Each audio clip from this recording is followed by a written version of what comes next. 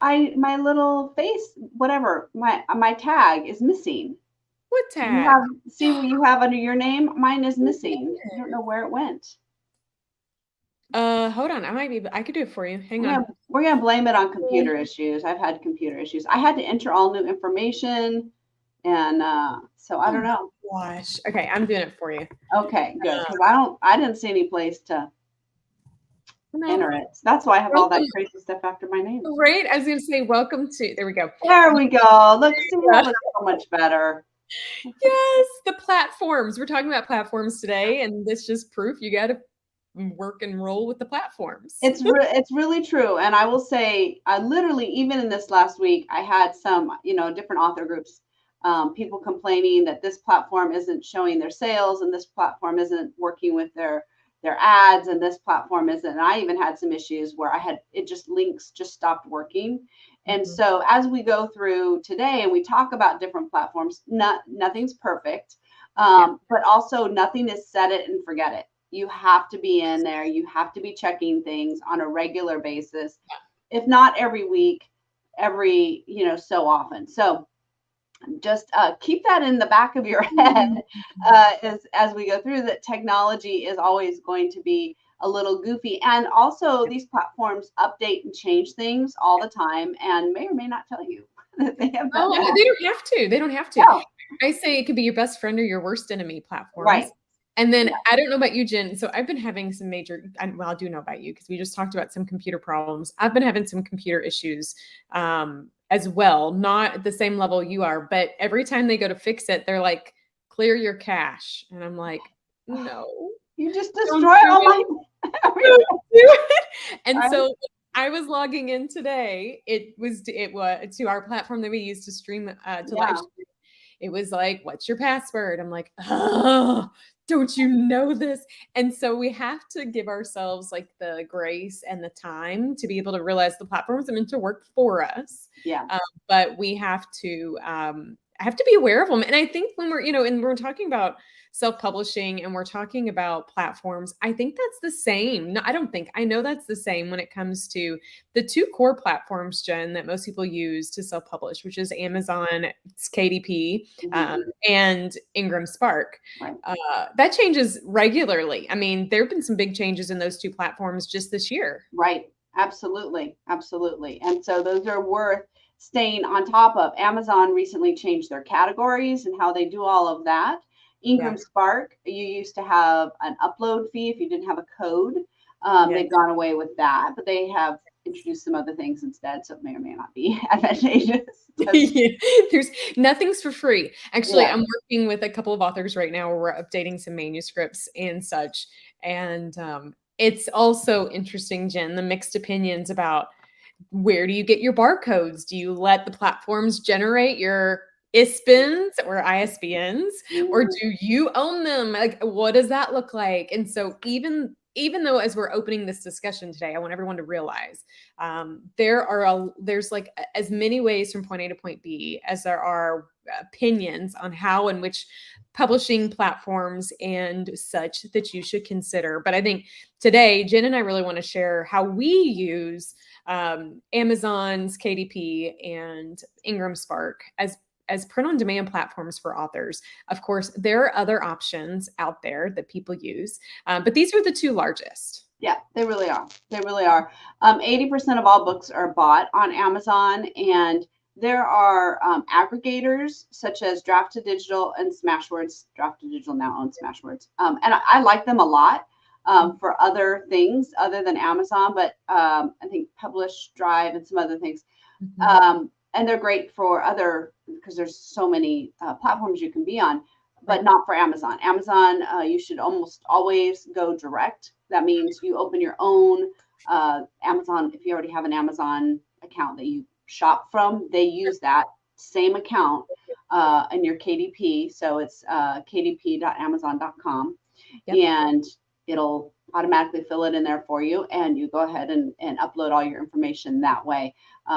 The way their platform is and everything, it is always best to go direct with them. And so for Yes. most people, you really are going to want to be on Amazon. There might be some special cases. Um, for some reason, if you were just doing like a family legacy book or something where you might only print it on Ingram Spark, because on Ingram Spark, you have the option of printing without having it released to the world. Right. You don't really have that option on Right. Amazon. And so that would be maybe a case where you wouldn't put it up on Amazon. But for the most part, you're going to want to be on Amazon, and you're just going to go direct with them. Yeah, and I think, you know, in a sea of all of so many unknowns and points of confusion and overwhelm for authors, maybe there are other options that you could do, but at the end of the day, I think simplicity and focus is what matters most. The goal, and I don't see this always happening, Jen. So I see a lot of people, a lot of authors overthinking this process, wanting to, you know, like put a stake in the ground against the monopoly out there and all this stuff, right? But I don't see that being of a long-term benefit currently. And so Amazon's print-on-demand platform is called KDP. It used to be called something else years ago. The print one, the print version, they had it separate. So KDP was always the ebook, and then CreateSpace used to be their print. Yep. And then they merged. Now they've merged. So what I love about, and I think what you just said, but what I really love about what you just said is where this confusion comes in, because Amazon has a global opportunity, a global distribution reach. But when it comes to your indie bookstores, your libraries, barnesandnoble.com, others, right? It's almost like they have a stake in the ground and say, I don't like Amazon and I will not do it. And so if you see yourself wanting to have an online journey, but also the ability for local purchasing, this is why the duo of Amazon's KDP and Ingram Spark come into play. So you need to, and you mentioned this, just want to reiterate to those listening, you need to upload to Amazon first, because Amazon wants, when you allow them to do their own distribution, they unlock different things within there for you, right? Like and Amazon prefers that. They want you to do it. But once you get that up and going, then uploading it to Ingram Spark and allowing for global distribution, Ingram Spark is smart enough to know, okay, global distribution will do everywhere but Amazon. And that way you can get on the barnesandnoble.com and beyond, right? So they can play nicely together if you know how to navigate it. Well, and you can, Barnes & Noble, Apple Books, others, you can upload directly to them. That is a good place to use an aggregator like Draft2Digital. The nice thing about using somebody like Draft2Digital is you enter your book information once instead of at every platform, and then you just check where you want it distributed. And there's and that also allows you to get into libraries and other things, which is really the nice, and it's a huge time saver. So, for example, if you're going to do a price promotion or something like that, you only have to change it on Amazon and on Draft2Digital. Draft2Digital, this is the nice thing. I wish Amazon would do this. You can set a date for a promotion. So you can say, hey, I've got a promotion coming up in 2 weeks or 3 weeks or whatever. You can set the date. It will lower your price on that date and then put it back up when your promotion is over. Amazon, you have to do that manually unless you're doing a KU, a Kindle Unlimited promotion, KDP, what do they call it? Kindle Select. Oh, a KDP countdown, but they've invested it too. So let me ask you, Jen, because I'm not as familiar with Draft2Digital. If you use Draft2Digital, are you also uploading to Ingram, or are you going around Ingram? Well, okay, that's interesting. So one of the features Draft2Digital has released is print. It used to always just be ebook. They have released a print option, and they use Ingram Spark to fulfill their print. So if you find Ingram Spark a little too difficult to navigate, and you don't want to pay upload or revision fees or whatever, there's no more upload fees, but the revision fees, you can go through Draft2Digital. Of course, every time you use an aggregator, they take a cut as well, right? Yep. So they whatever 10% or whatever it is, right? So it's how they make money. Nothing is free, people. Nothing is free. Nothing's free. So for some people, that might be a better option for them. The nice thing, particularly about Draft2Digital, is they have some formatting options. So if you have not used a formatter and haven't spent the money or didn't know how to do that or whatever, they can, Draft2Digital can take your file and make it the appropriate kind of file it needs to be. And same thing, if you only had a front cover, they can create, it's just a plain wrap, but they can create one for you. So for those of you on the shoestring budget, Draft to Digital can really help you with a lot of those other pieces that you might not have been able to do that yourself. I like that. Okay, this is a good. I always learn on these too, Jen. This is as much for me to learn from you as others. But I always use Amazon for the print and the ebook, and then I upload the paperback to Ingram. But I've never considered, and I've just personally not focused on larger ebook distribution. And so I'm gonna have to evaluate Draft to Digital or some of the other aggregators. That's really cool. And also just a reminder too of several things, right? When we're talking about platforms, some of them will allow for multiple types of print on demand options, ebook, paperback, audiobook, or hardback, right? Some of them only do some or the others. So for instance, Amazon just recently released kind of the beta of the hardback print on demand. I've not used it, but it is out there. Prior to that, if you wanted a hardback, you had to go with Ingram if you wanted to do print on demand, because they were the only ones who were doing it. Right. So that's very true. And Amazon's hardback, it's a printed cover. It's a printed hardcover. It is not jacketed. No. So if you want jacketed, you still have to go to Ingram's work, right? And they also have different trim sizes and stuff. So if you have, Amazon's are more limited. So if you have some sort of special printing needs, Ingram Spark is still the place to go for that, because they have more options for you. Yeah, absolutely. And so I think that opens up a question that, I'm sure people have around the costs. So we mentioned a couple of things with cost adjustments. So you said there has been a change in Ingram. There used to be a nominal charge to be able to upload. It was like $49 or something like that. Yeah. A nominal charge to upload. And then anytime you did revisions, they charged too, which I always thought, come on, people, because they take a cut off of the process anyways. Right. But they've gotten rid of that, but rid of the initial upload. But what is it, Jen? Like if you make changes after 3 months or something, you still have to pay. It's either a 60 or a 90-day window to make changes. Yeah. Their thought process is, you can make any corrections that you have found in the initial release, and you won't want to touch it again. But the problem, as we know, a lot of times as indies, especially if you're writing fiction or even nonfiction where you have subsequent books and you want to go back to the original book and say, here's the link to the next book, or here's the link to my, page or whatever. If you have any of those kinds of things you want to update, you do. Every time I release a new book, I go back and look at all of the back matter of my previous books and add the links to the new book. So even if people are going to my very first book, they can find that I've written a lot of books, and they have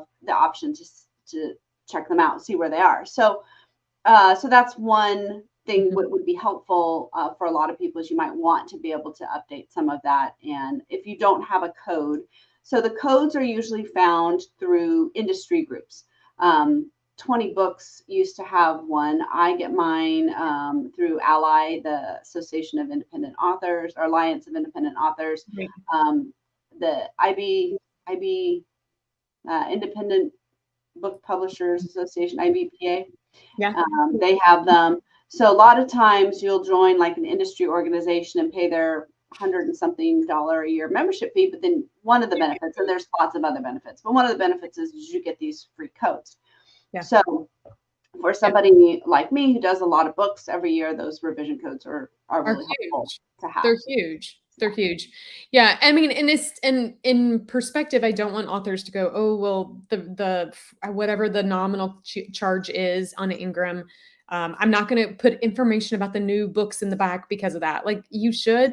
The best way to sell a book is to write another one. And so when you write another one, you should include it in it. Yeah. And it's not much. I mean, I think even the revision charges are only like $25. I don't know what they are now, but that it's not much, and it's worth it. And there are ways where you can, if you think ahead and you have like an evergreen link or a link that you can redirect or something like that, that's also an option. But it is good to be able to go in and make changes. I mean, we always know once your book kind of goes out into the wild, especially if you do some beta readers or things like that, you will get back weird little typos and things that you have no idea, how did that get through, and how did 20 of us miss that? It just happens, right? I mean, when I worked in traditional publishing, we had, this is very not technologically friendly, but when we would get corrections in, we had a corrections file for each book, and someone would have to go into the book and flag the correction And then when they had time, they would upload the correction to the composited pages, so that by the time we had a new reprint, the new corrections would go into the reprint. And so that was not as part of anybody's workflow, which is why it got to be sort of a hassle. But we would get a notification from printing, hey, this book is running low on copies. We're thinking of a reprint. And they were like, oh my gosh, we got to get all those corrections in. Every single book had more than one correction. Yeah. And that's traditional publishing with multiple editors on it. And so just know that you're going to have to make corrections, and just kind of already mentally sort of set that aside in your head that this is something that you're going to need to do. And it's not a big deal. It's just part of the process. No, and actually, on KDP, there is no upload charge for changing, and no revision charge, but there is something about an accountability when there's a nominal charge, so that you're not re-uploading files every day. And I'm not saying that I'm a proponent of it, but I do say use it as that accountability tool where you're not, I'm going to go do this today. Oh, like give yourself a beat in which you do it. Do you review it quarterly or even annually and upload? But that takes us into, go ahead, Jen. I'm sorry. I was going to say, because actually every time you touch a file, you do run the risk of introducing errors. You do. And so you have to be careful that you don't do that as well. So there's always the weighing things out there. So yeah, for sure. Yeah. I mean, it's every time. I was actually, one of the authors we're helping right now. I had a version of her book, which was before there was a revision. And I'm like, well, I don't see this edit you're talking about. And they're like, oh, just like what you said, because it wasn't there. But when we did the revision, something happened. Yeah. So yes. But another thing I think when we're looking at platforms that people should consider is around royalties and payment schedules. And so this is really hard, I think, it's hard for me, Jen, to sometimes get my mind around, payments and arrears, and how, like an Ingram, it takes longer to get paid via that platform because they, are allowing for returns. And if you allow for that, I'm curious, I'm not curious. I know you know more about this, the intricacies. What would you share about seeing any parallels or like nominal differences in regards to royalty rates and payment processing? I'd say they're actually pretty consistent across the board. There's probably a number of like reasons for that. But Amazon, on your ebook, you get 70% after the cost, right? So Amazon does charge you a delivery cost on your ebook, and it's based on the size of your file, and you'll see it in there, but it's usually just a few cents. But if you have like a file with a lot of images, it'll be more expensive. Sure. Like if you did a picture book or something like that with a lot of images, it's going to be quite expensive. So they do have a charge for that. And then after that's deducted from your royalty, then you get 70%. They pay 60 days in arrears. So depending on when your sale was made, it can almost be 90 days. If it was at the beginning of that period, and then it's another 60 days. So, and they pay at the end of every month, you get the previous 60 days. Yep. So that is a little bit of a challenge because, right, if you're putting out expenses or things like that, you don't actually get the money in for a while. Ingram Spark is definitely much more traditionally minded. And I only do paperback. I should say this, really only do paperbacks through Ingram Spark. Don't mess with the ebook thing. Just don't. Just don't. And Ingram Spark, you have to look. They have a table, right? So a lot of their things are different. You can choose your the discount that you're going to give to people. Don't choose returns. Don't choose returns. This is my biggest beef with the book industry, right? No other industry do they allow you to order product, and if it doesn't sell, send it back and get your money back. Like no other industry does that. But if a bookstore, and I've had this happen, I know authors this happened to, and they were big name authors, but like Costco bought a whole bunch of books, sold only a fraction of them, and then shipped them back to her, and they billed her for it. And she didn't make money. She had to write them a check. Yes. And so you don't want returns. And yes, that will mean some people won't buy from you. So be it. It's such a small thing. For most of us, most bookstores and libraries, unless they know you, are not going to stock you just randomly, right? How are they going to find you amongst all the other books, right? So It's mostly you have a personal relationship, then they'll either order it, or a lot of times I tell authors just offer to do it on consignment. That way you've bought your author copies, you take them in, and whatever they don't sell, they just give back to you, right? Yep. So your cost there is defined. But for most authors, it's just not worth it, to do that. It's going to end up being a real problem. And then what are you going to do with these books that get shipped back to you, and they might be damaged and they might not be sellable? So sometimes so there is a third option, which is the one that I tend to select, but not sure that I like it. It makes my heart hurt really bad, Jen, every time. But on the return, you can accept returns, but then have them destroyed. Tell them to destroy the book. So here's the thing is, you don't know if they actually destroy it. You have no clue, right? They could have sent it to a remainder. They could put them on their thing, and there have been tales of that. It used to be destroyed just meant they ripped the cover off and then they could throw them in the trash, or they could do whatever, give them away to their whatever, right? And then so this was the birth. This is why there's a title page on the first page of your book, because this used to happen quite often and you needed to know what book it was. And so, having that title page will let you know what book it was. But it's awful. Yeah. Just don't do it. Don't do it. And I mean, if we're in this world of saving the trees and such, if you're going to print, it's a custom printed element, right? Yeah. I mean, we're not killing trees or cutting down trees just for nothing. So I agree. And I do think you've hit the nail on the head. We all feel like, but we want everyone to find our book. Marketing is what's going to help you get your book found. The platforms help when people find it, how they purchase. So we know that libraries, bookstores, those types of groups like to go to Ingram for it because it's kind of an old school approach. Whereas most one-to-one or even bulk within companies, Amazon is fine. So they're not looking for returns because most of us aren't going to have, hundreds of books in Costco, right? It's just not going to work that way. And that's okay. Don't look at that as something that's not an okay solution. It is not just okay. It can be great. So reevaluate like what success is for you when it comes to that, and kind of gauge expectations accordingly. What am I missing, Jen? What's something that you think we need to talk about with regards to platforms, or do you think that we've? So I think for most people, the thing to remember is when you're on Amazon for your ebook, if you choose KDP Select, which means you're part of their Kindle Unlimited, that means you are exclusive. You cannot sell your ebook anywhere else.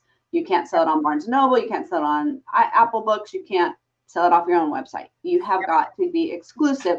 That's a 90-day rolling thing that they will automatically enroll you in unless you choose to unenroll in that. And I think for a lot of beginning authors, it is a good way to get your name out, to get they have some lovely marketing promotions in there. It's a great way to get seen. However, the pay that you get, they pay you per page read, and it's less, maybe about half of what you would get if someone bought your book. Now, some of those people just aren't going to buy your book. There are some people who only read Kindle Unlimited. If your book's not in there, they're not going to read it. I started the first 3 years, all my books were exclusively with Amazon. Now, almost all of them are not exclusive with Amazon, but I have a much bigger platform now, and I can. They're different readers, right? They're very different readers. It's a different market, and that's one of the things about knowing your market.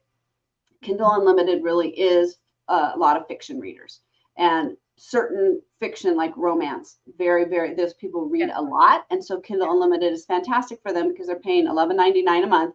And they can read every book in Kindle Unlimited that they want to read. For nonfiction folks, it's not really that big of a deal. That's just not so much of a deal for that. So, so that's one thing you have to consider. Think about who your audience is and if being in Kindle Unlimited is going to be an advantage. If you're not in Kindle Unlimited, then using somebody like Draft to Digital to get you into Apple Books and Barnes & Noble and libraries and other things. And that's the thing. If you're in Kindle Unlimited, your ebook cannot be in libraries. So if that's important for you, you might not want to be in Kindle Unlimited. The one big player that is not on Draft to Digital is Google Play. You still have to go direct with them. And so, but that's my personal little, how I do it is I'm on Amazon for print and ebook, not exclusive. I'm on Draft to Digital for everybody else, including all my library stuff. I'm direct with Google Play, and then I'm on Ingram Spark for print. Perfect. Okay, I'm taking notes. I always learn from Jen. I'm taking notes. This is I'll be making some changes on some of my stuff too. This is great. And I think, we were talking about platforms from the beginning, like all this evolves too. So just because this is what you're working right now with doesn't mean that in the future that there's not another opportunity that comes out. So be on your feet. Jen, what are you reading? What are you reading right now? That's a good question. I'm still working my way through The Idea Factory. It is a thick book, and I only read it at lunch, so it's taking me a long time. But I do find what's really interesting, because I listen to audiobooks in the evening as I'm working out and getting ready for bed, and then of course I'm reading ebooks. But those are generally fiction, because if I start nonfiction at night, my brain just like starts running. Yes. Right. But there's been 3 takeaways, I would say, so far from the Idea Factory that I think are really interesting. One is, and this is Bell Labs, right? The telephone company, starting back in 1920s, right? From the very first time they came up with a telephone, and then you think about how do you connect a telephone to everybody in the America and then across Europe and all this stuff. They had to. It's super complicated. Mm-hmm. So of course, we have the Great Depression right after that, and they went to, and they were one of the biggest employers. They went to a 4-day work week. Well, there's a lot of talk these days about a 4-day work week, right? And one of the things that happened in there was a lot of innovation, because on that day that they weren't working, they might have wandered into the lab anyways, knowing they weren't going to get paid, and they might have worked on some tech projects. And there was a lot of kind of casual conversation, and a lot of creativity came out of that extra downtime. Mm-hmm. Now, conversely, after that, we go into World War II, massive expansion and growth, and mother of necessity being the mother of invention. We need more, all of the technology, right, to get things going. They helped develop radar. You think about all the communications between the troops and all the different tons of stuff, right? So that need also drove a ton of innovation. That just exponentially, things that they got done in 1 or 2 years that would have taken 5, 7, 10 years in peacetime.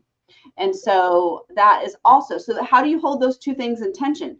Creative time to come up with ideas and thinking outside the box, but also this kind of driving need. How do you solve a problem when you have a driving need? I find that tension very, very interesting as a creative who runs a business, because I feel that tension all the time. And then the other thing that was very interesting, and if you've read Cal Newport's deep work, you'll see some resonance with these ideas. But when they developed they were in like downtown New York, and then they moved to like the suburbs of New Jersey. They built a new factory. They made these hallways so long, and if you had a lab, your office was not in your lab. Your office was somewhere else. So you had to walk. Everybody had to walk and mingle all the time. Oh, yeah. There's no time for that anymore. Yeah. So you were bumping into people, and maybe you were having coffee with somebody and whatever, and you just start up these casual conversations. And that also led to a lot of innovation. They wanted people to interact. They did not want these silos. And Cal Newport talks about that in his book. He says kind of the ideal office structure is you're able to go away for silence and deep work for 90-minute periods. You come out, you mingle with people, you get new ideas, you go back, and that kind of thing repeats. And so I think that's an interesting thing to think about in the world now, where a lot of us are doing remote work, but our desire has been to have these Zoom meetings, these conferences, different things where we get together, maybe even without an agenda, but we just kind of talk. I know some of the best things, talking with my writer friends and some upcoming conferences, is the downtime outside the teaching, where you're just sitting around and chatting, having dinner or whatever. The time. Yeah.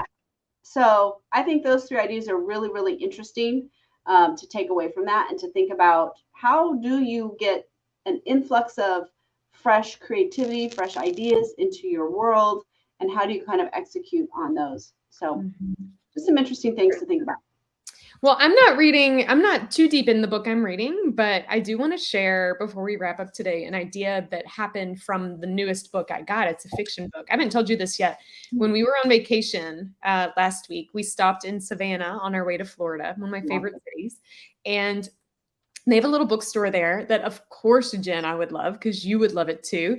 They have resident cats there, and we stop every year. Okay. And then it's really tight and cozy. Like I could just live in this place. Anyways, we're walking around and I see this manila envelope-y wrapped books. And I'm like, what's this? And it is a blind date with a book. I've seen those. That's so cool. I love this idea. It is cool. Actually, I would like to do I have ideas for how we could integrate that in with some of the authors that we get the chance to support. But anyways, I'm like, ooh, I'm going to do it. And so I had like 5 books to choose from, and it gives you a little bit of background on them, like it would, like a dating profile would. And I selected a book I probably would never have picked, not for any other reason. It's just one of the many in the fiction space. It's called The Muse, and a couple chapters in, the cover's gorgeous, and the message line is really intriguing. It has it's dated. I don't tend to read stuff that's not kind of modern, but I'm loving it, and I'm loving learning about. So it was really cool and really fun. And so, as of course the marketer in me goes, as the holidays are approaching, friends, what would it look like for you to do a blind date experience with other authors or with your own books to kind of give people a chance to read something they've never done before, which is really fun. So I love it. Sounds fun. It is. So next week, Jen, we're talking questions that authors have around self-publishing, some that we've heard, any that you guys have that you want to share. Definitely let us know, send us messages, or even post on this video. We'll see it. And show up, ask your questions live time. Like, let's wrap up the month on self-publishing with a bang. Sounds great. I love it. I'm looking forward to it. Me too. As always. Me too, Jen. All righty. Take us home. Authors, you have power, your words have power, and your message has power. So we invite you each week to come join us as we take your message to the page and beyond, and hope that you have a lovely, lovely rest of your week. We love you guys. All right. See you later. Bye, Jen. Bye-bye.